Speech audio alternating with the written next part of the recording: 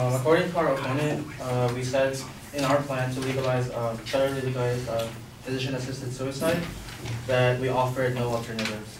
This is actually false since my partner stated in her first constructed speech, and even Justin said it in his speech, that physicians or doctors prescribing physician-assisted suicide or prescribing the pills for PAS must inform patients about the alternatives such as the ones they listed, which are hospice and palliative care.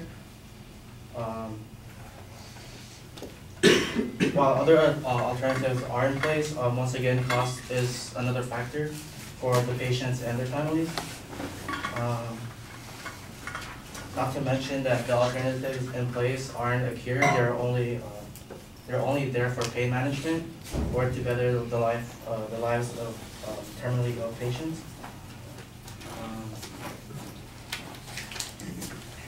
According to Ronald Dworkin's Life's Dominion from the Lone Star College, he says that further, a dying person's physical suffering can be most unbearable to that person's immediate family, and that medical technology has failed to save a loved one, but successful or not, medicine has a high price attached to it.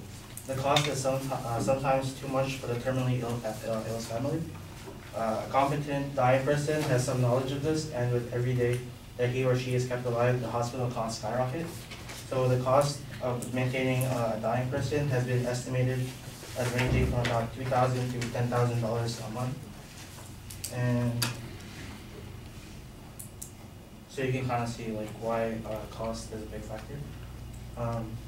They also stated, my opponent also stated that patients who have suicidal thoughts don't necessarily want to die, but they want to escape intolerable suffering or pain. I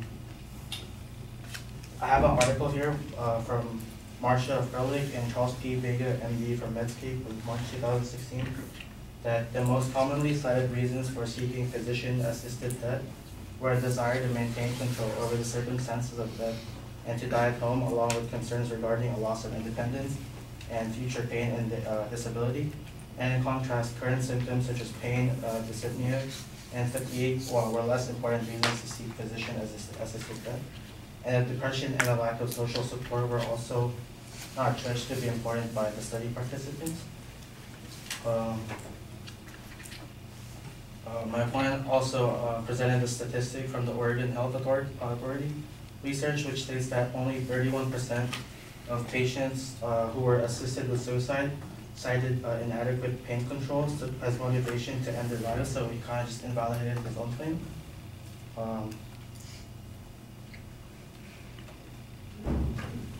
And I want to talk about the Hippocratic Oath. This was actually like, so Hippocrates himself wrote this like 2,000 plus years ago, and it has been like changed over the years. So I don't know how relevant that is today. And even my opponent said most doctors don't even follow the oath. They still assist people from dying or giving them the means for death.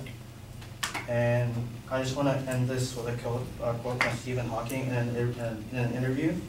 And he stated that to keep someone alive against their wishes is the ultimate indignity.